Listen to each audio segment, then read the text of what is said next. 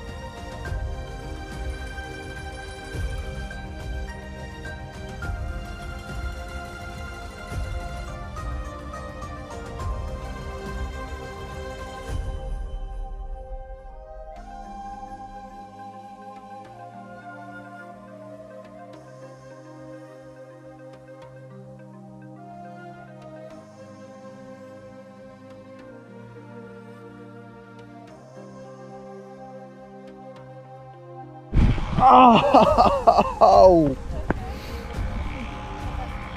si, j'ai touché.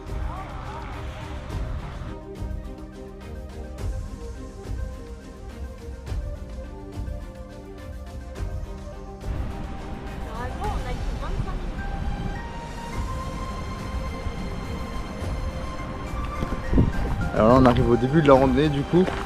On n'a que 25 minutes pour aller jusqu'à la cascade, sinon ce serait pour aller tout en haut de la montagne, ça durerait je crois 7h15. Ouais, donc on va peut-être pas faire les 7 heures de marche, puisqu'on n'aura pas le temps de toute façon de monter et redescendre. Mais on va faire les 25 minutes. Et il y a pas mal de nuages, j'espère qu'ils vont rester un petit peu encore et que je pourrai filmer au-dessus des nuages avec le drone, ce serait vraiment sympa. Et sinon, en tous les cas, je vais avoir la cascade avec le drone normalement, donc ça va être très cool. Alors du coup, pour cette randonnée, c'est vraiment, on marche à flanc de montagne, donc vraiment ça va être très corsé niveau pourcentage de la pente. Je sais pas combien on est, mais c'est bien raide quand même. Et ça c'est sur 7 heures si on faisait jusqu'en haut de la montagne. Ça va être trop sympa si on peut camper en milieu et tout ça, malgré le froid. Et surtout 7h15 de monter mais non-stop sans s'arrêter quoi, sinon dès qu'on ralentit un peu c'est compliqué quoi.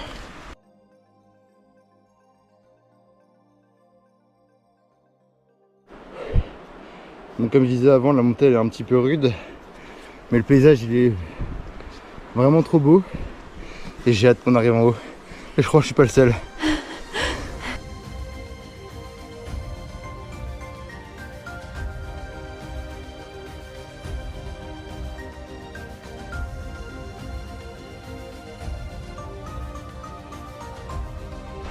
Alors c'est bon, on est arrivé du coup en haut de cette magnifique côte qui était super grande et super longue. La vue en vaut le détour et surtout il y a la cascade qui est juste derrière, donc on va pouvoir aller la voir. Je sais pas si la brume va nous cacher la cascade, mais dans tous les cas on attendra le temps qu'il faut, je pense. On n'est pas pressé de redescendre tout de suite quoi. Alors c'est bon, du coup on arrive vraiment devant la cascade et elle est trop belle.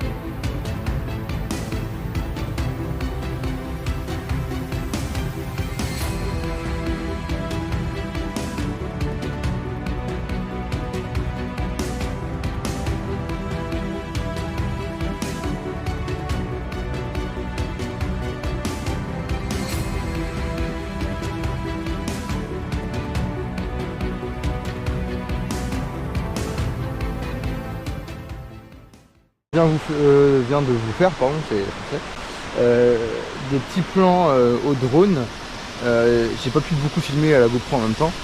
Et ce qui a donné la place à la brume. Donc on ne voit vraiment plus rien quoi. On est toujours au même endroit si vous demandez la question. Carrément la cascade, elle est censée être par là, on la voit pas. Mais l'endroit est très sympa. Je sais pas si on va attendre encore très longtemps. Même si le lieu est vraiment cool. Et à la cascade j'ai fait une photo au téléphone. Sinon je fais pas mal de plans au drone. Je pense que ça devrait être plutôt bien aimé à mon avis. C'est des plans vraiment cool. Je peux être au-dessus des nuages, dans les nuages, devant la cascade. J'ai longé de long, de proche. Je l'ai fait sous toutes ces coutures.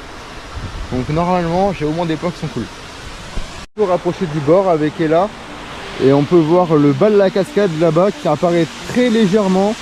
Et la mission ça va être de descendre ici et aller se poser là-bas. C'est pour ça que j'ai mis l'impair et le coup de vent à la fois parce que je sens que je vais être éclaboussé. Je sais pas si madame va venir avec moi. Voilà. Mais la mission c'est de s'en rapprocher pour faire un plan vu de dessous, ce serait pas mal aussi. Bon, et là elle s'est aventurée un petit peu avec moi. Mais on s'est un petit peu arrêté aussi plus tôt que prévu parce que la cascade est juste là, donc elle est très belle. Le seul hic, c'est qu'il y a un grand grillage ici qui nous empêche de passer. Parce qu'à mon avis c'est dangereux après. Et un deuxième grillage là-bas, je sais pas si on voit bien. Et lui il a du barbelé dessus, donc vraiment c'est qu'on ne doit pas passer. Donc on va pas faire les idiots, on va pas y aller pour le fun. Et en plus de ça, je vois que collé à la cascade, collé à la rivière, juste derrière là, c'est un renfoncement en fait. Je pense que c'est un peu le vide, donc on va pas trop tenter le diable quoi. Ça reste vraiment impressionnant la façon dont la brume elle nous a vraiment rattrapé et recouvert très rapidement autour de nous. Parce que de base j'avais vraiment une vue dégagée. Je voulais être au-dessus des nuages, on est dedans malheureusement. Mais je voulais être au-dessus des nuages et profiter d'une vue, enfin d'une mer de nuages quoi. Donc je l'ai eu légèrement avec le drone, très légèrement. Et après du coup le vent a poussé tous ces nuages, toute cette brume jusqu'ici. Et on voit vraiment plus rien à 10 mètres quoi. C'est impressionnant comment un quart d'heure tout s'est rempli quoi. Du coup pour vous donner un ordre d'idée d'où on était, on a commencé sur le petit point rouge qui était là, on est monté et on s'est arrêté là. Donc il y a encore tout ça à faire si on veut. Donc nous on a fait 610 mètres en longueur jusqu'à comment ça s'appelle, jusqu'à la, je vais dire la waterfall parce que j'ai plus les mots en français, jusqu'à la cascade. Je suis un peu en anglais quoi. Surtout avec l'accent que j'ai quoi. Enfin bref. Et du coup on a fait 600 mètres jusqu'à la cascade et on a monté 160 mètres en incliné. Donc c'est pas dégueu, mais sachant qu'il y a en réalité 1380 mètres de montée comme ça pour faire toute la rando. Donc 1,3 km et 15 km au total à faire en longueur jusqu'au chemin. Donc c'est une belle randonnée et on peut choisir le niveau de difficulté. Et le niveau de difficulté suivant les randonnées il se voit sur le chemin. Il y a une difficulté où c'est expert carrément, donc pas de notre niveau malheureusement, pas encore. Bon, maintenant qu'on a clôturé cette petite randonnée avec Ella, on va aller s'acheter à manger du coup au coop et faire à manger du coup dans l'habitation dans laquelle on habite, c'est logique. Et c'est tout ça du coup à Flom, et après on va faire un petit tour du village autour des montagnes et tout, on va se faire un peu kiffer. Alors par contre ils avaient annoncé du soleil avec des nuages. Franchement je le vois pas de soleil. Pas du tout de soleil, il a disparu ici. Il n'existe pas le soleil en Norvège de toute façon. C'était un mythe, une légende.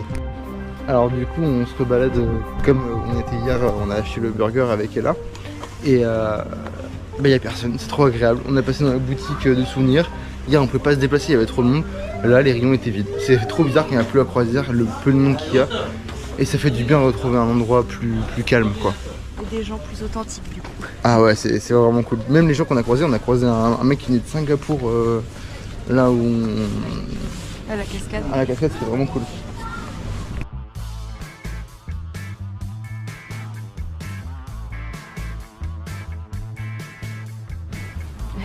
Carrément c'est sur les cartes de la ville, le paquebot, tellement c'est basique qui viennent se garer là. Ouais, il est juste là, dessiné là. C'est un truc de fou. Et puis bah du coup là il est pas là, donc on a une vue vraiment bien dégagée, c'est trop agréable. Ça change vraiment de hier où ça gâchait vraiment le décor. Ça faisait comme Ella disait des immeubles plantés au milieu de la nature et ça faisait vraiment très moche. Donc très content qu'il soit parti. Il y a beaucoup moins de monde, ça aussi c'est trop cool. Et on va pouvoir profiter du lieu trop bien. Et je vais sortir le drone après aussi pour filmer un peu tout le lieu. Là il a plus trop de batterie parce que j'ai beaucoup sorti ce matin déjà. Donc je vais repasser vite à la maison recharger et puis après je referai des plans assez sympas en espérant que toute cette brume soit partie d'ici là et que je puisse filmer toute cette zone là et tout ça sans la brume et avec le soleil sur les montagnes. Nouveau coup de gueule. Au supermarché ici tout est emballé en plastique presque. Là on voit des poivrons individuels emballés, des brocolis emballés, les carottes. Et puis même, du coup, il n'y a pas de sachets en carton, c'est encore que du plastique. Ils ont pas arrêté les sachets en plastique individuels ici. Donc, ça fait bizarre en tant que Français de racheter plein de trucs en plastique. J'arrête pas de vous faire ce plan là, mais vraiment la vue qu'on a quand juste on sort de l'endroit où on dort, c'est époustouflant. Les nuages dans les montagnes et nous-mêmes dans les montagnes. Et là en plus c'est bien parce qu'on a fait une pause pour manger et entre temps le vent a un petit peu poussé les nuages, donc là où on était tout à l'heure au niveau du fjord, et je vais pouvoir filmer et avoir un plan assez dégagé et tout, ça va être vraiment sympa je pense, contrairement à ce matin où ça s'est un peu trop épaissi et là on ne pouvait plus rien du tout avec le drone. Donc de toute façon j'ai fait des plans au drone et tout, vous avez pu voir je pense dans la vidéo, et puis là je vais en faire d'autres un petit peu différents mais toujours très sympathiques. Alors du coup on arrive au niveau du fjord, enfin on est déjà dans le fjord en soi mais au niveau de l'eau, au niveau de la mer dans le fjord, et alors il y a encore un peu de brume, un peu de nuages, mais c'est vraiment assez éloigné et on revoit du coup les petites montagnes tout autour de nous et c'est franchement trop beau quoi. Ça c'est la Norvège comme on l'aime.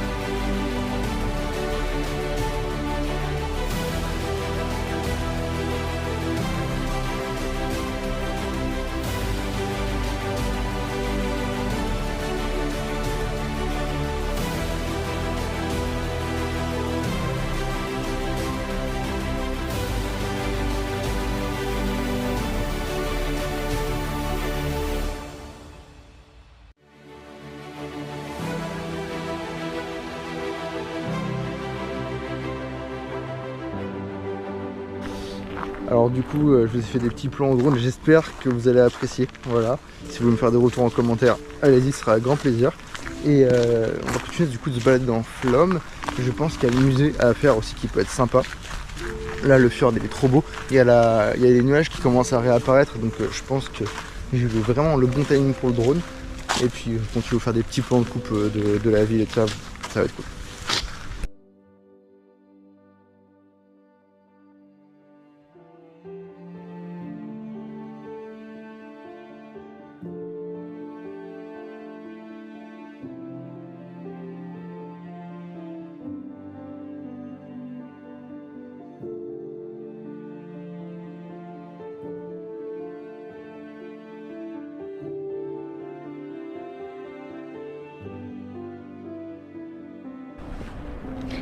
Alors du coup là vous venez de voir des étoiles de mer, mais elles sont échouées donc elles sont sûrement mortes. En fait c'est soit le courant qui est trop fort qui les amène, qui les étourdissent et du coup elles peuvent plus rester accrochées. Ou alors ils disent aussi que quand il fait trop froid, elles se raidissent et elles ont moins de mobilité. Du coup elles elles échouent sur la plage. Et il y en a plein partout, c'est un peu triste. Et du coup voilà, on peut pas les sauver. Et aussi c'est important quand on est dans l'eau, si on voit des étoiles de mer, de ne pas les toucher. Parce que si vous les sortez de l'eau, elles vont mourir asphyxiées et en plus elles peuvent mourir aussi du stress d'être manipulées. Et du coup on voulait les sauver, mais de ce qu'on a vu, elles sont soit déjà mortes, soit en train de mourir, donc ça ne servira à rien de les sauver. Voilà, on ne sait pas trop ce qu'il faut faire.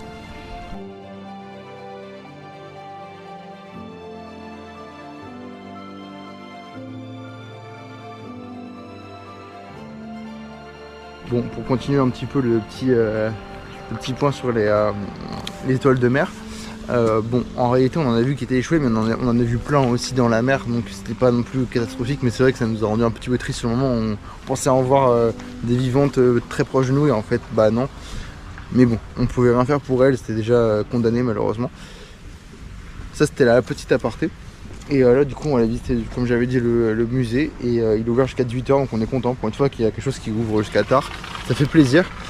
Et ici, vu qu'on est entouré de montagnes, le soleil se couche très tôt comparé à d'autres endroits. Donc là, à 18 h, il fait nuit noire. Et puis voilà, donc on a encore, je pense, 2 petites heures de visite, on va dire, de profiter encore de ce lieu. Et demain, on va faire une autre activité.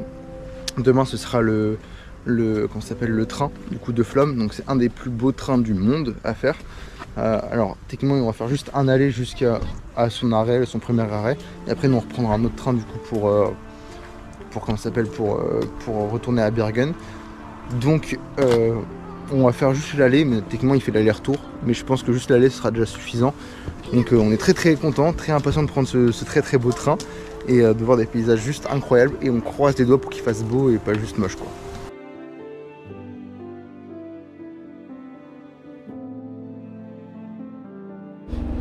Bon, pour notre petite déception, c'était marqué sur certains sites que c'était 18 h, en réalité il fermait à 17 h et on y allait à 16 h 55.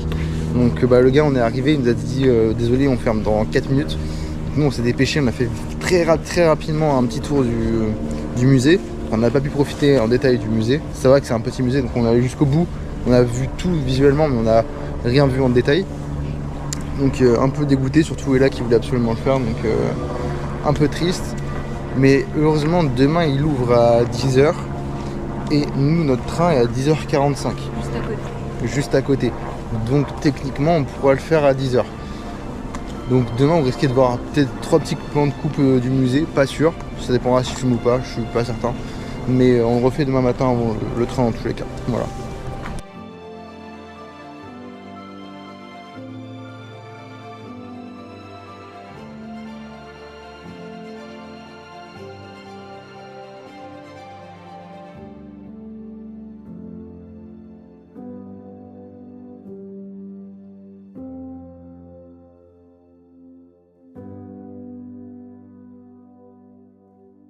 Donc là je pense qu'on est sur la dernière activité avec Ella de la journée, c'était monter une petite colline qui est située du coup entre l'endroit où on dort et la ville, enfin la partie vivante du village. Et bon, du coup on est toujours entouré de ces magnifiques brumes qui sont très féeriques. Et surtout de champs, donc de l'herbe bien verte et tout, ça fait vraiment dans un monde un peu à part. Et donc c'est vraiment très sympa. Et on va continuer avec ça, puis finir là-dessus je pense, après on va rentrer tranquillement. Voilà.